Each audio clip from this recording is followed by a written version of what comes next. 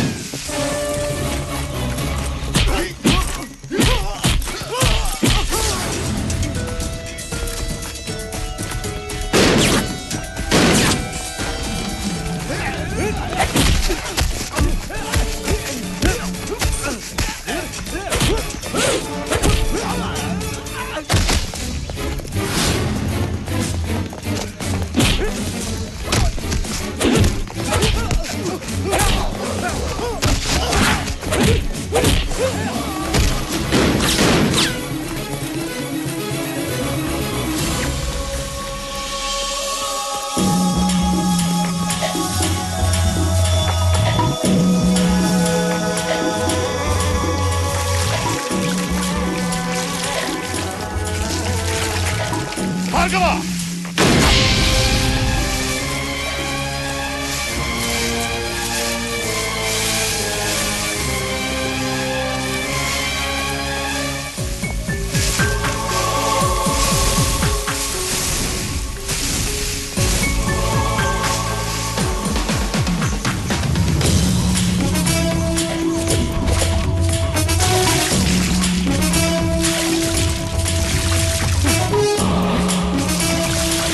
ഭാർഗവ, നിർത്താൻ നിർത്താനാ പറഞ്ഞത്.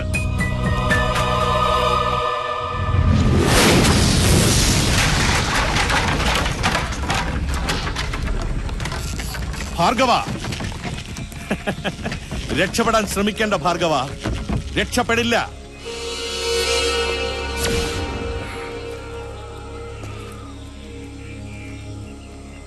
പുറത്തു വന്നോ? എല്ലാം നീ നശിപ്പിച്ചു, എന്നെ തകർത്തില്ലാതാക്കി. പക്ഷേ ദൈവം ഇപ്പോ നിന്നെ എന്റെ മുമ്പിൽ കൊണ്ടിട്ട് തന്നു. നിന്റെ വിധി എന്റെ കയ്യിലാണ് ഭാർഗവ. ഈ നിമിഷം നിന്റെ നന്ദികെട്ട ശരീരം ചിന്ന ഭിന്നമാക്കാൻ എനിക്ക് കഴിയും. ഭാർഗവൻ എന്ന വീരനായകൻ ഈ ഭൂമുഖത്ത് ജീവിച്ചിരുന്നതിന്റെ യാതൊരു തെളിവുമില്ലാതെ കത്തിച്ച് ചാമ്പലാക്കാൻ എനിക്ക് കഴിയും. നിന്റെ ഡോക്ടറും ഇപ്പോ എന്റെ കസ്റ്റഡിയിലാണ്. അവനും അവന്റെ കുടുംബത്തിനും നിന്റെ ഗതി തന്നെ ആയിരിക്കും. അവനാണല്ലോ നിന്നെ എന്റെ എതിരാളിയാക്കിയത്. അവസാന യാത്രയ്ക്ക് മുമ്പ് ഒരിക്കൽ കൂടി ഞാൻ ചോദിക്കുകയാണ്, അല്ലെങ്കിൽ ഒരു അവസരം കൂടി തരികയാണ്. എനിക്ക് നഷ്ടപ്പെട്ടതെല്ലാം വീണ്ടെടുത്ത് തരാൻ നിനക്ക് കഴിയും എങ്കിൽ ഞാൻ എല്ലാം മറക്കും, പൊറുക്കും. ജോസഫ് മാത്യുവിനെ വകവരുത്തിയത് ഞാനാണെങ്കിലും സംശയങ്ങൾ നീളുന്നത് നിന്റെ നേരെയാണ്. നിന്നെ ഞാൻ കുറ്റവിമുക്തനാക്കും. എനിക്കതിന് കഴിയും.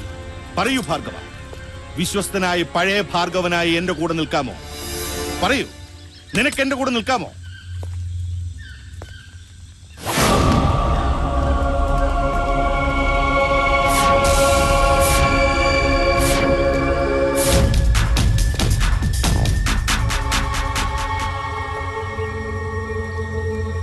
പോലീസ് ട്രെയിനിങ് കോളേജിലെ ക്ലാസ്സിൽ വെച്ച് ഒരിക്കൽ സാറ് പറയുണ്ടായി, സമൂഹം മഹാന്മാരെന്ന് കരുതി ആദരിക്കുന്നവരെയും പോലീസുകാരൻ സംശയദൃഷ്ടിയോടെ നോക്കണമെന്ന്.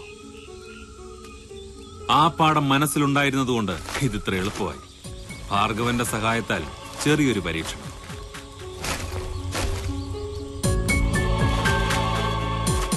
എങ്കിലും ഇപ്പോഴും എനിക്ക് വിശ്വസിക്കാൻ കഴിയുന്നില്ല. മനസ്സിൽ സൂക്ഷിച്ച വിഗ്രഹം മണ്ണിൽ വീണുടയുമെന്ന് കരുതിയില്ല.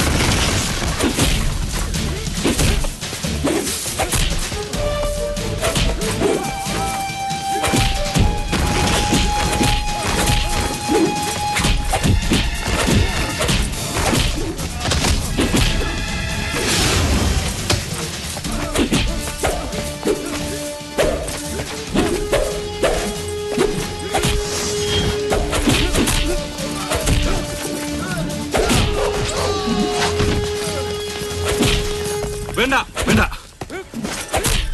അവർ തമ്മിലുള്ള കണക്ക് അവർ തമ്മിൽ തന്നെ തീർക്കട്ടെ. ആ യൂണിഫോമിന്റെ നിറം മാത്രമേ നമ്മുടേതുമായി സാമ്യമുള്ളൂ. അതിനകത്തുള്ളത് നിയമപാലകനല്ല, തോംസകനാ.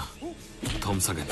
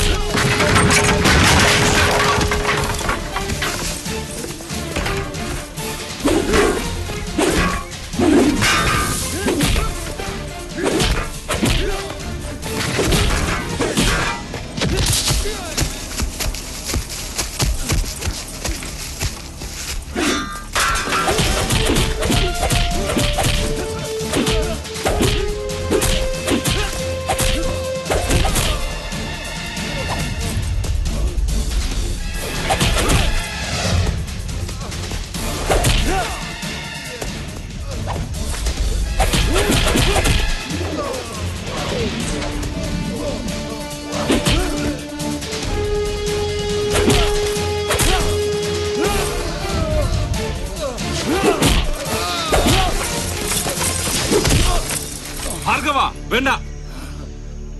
ഒരു കൊലയാളിയാകാൻ എനിക്ക് താല്പര്യമില്ലാത്തതുകൊണ്ട് ഞാൻ നിന്നെ നിന്റെ ആളുകൾക്ക് തന്നെ വിട്ടുകൊടുക്കുക.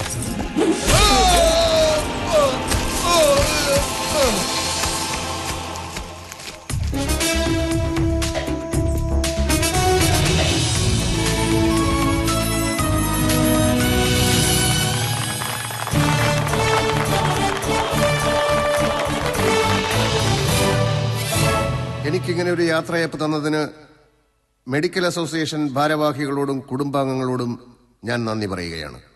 അവസാനമായി ഒരു കാര്യം കൂടി.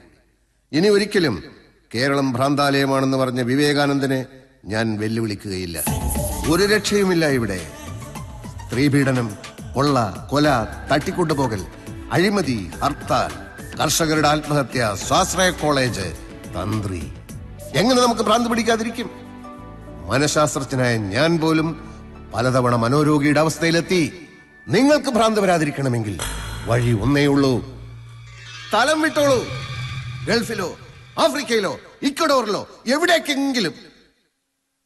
ഭീകരനായ കരണ്ട് ഭാർഗവൻ നന്മയുള്ളവനായി എന്ന ഒരേ ഒരു ചാരിതാർത്ഥ്യത്തോടെ ഞാനും പോവുകയാണ്. പ്രിയപ്പെട്ടവരെ, നന്ദി, നമസ്കാരം.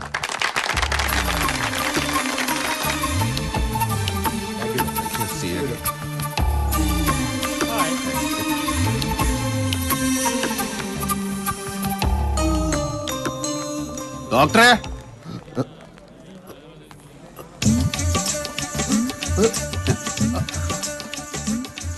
പ്രസംഗം അടിപൊളിയായിരുന്നു.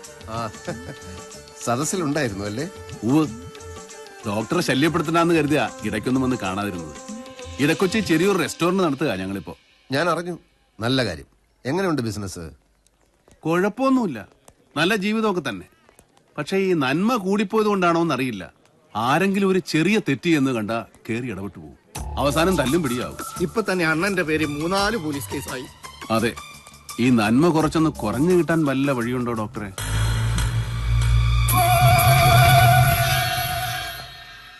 ഡോക്ടറെ, ഡോക്ടറെ, ഡോക്ടറെ പ്ലീസ്, ഡോക്ടറെ.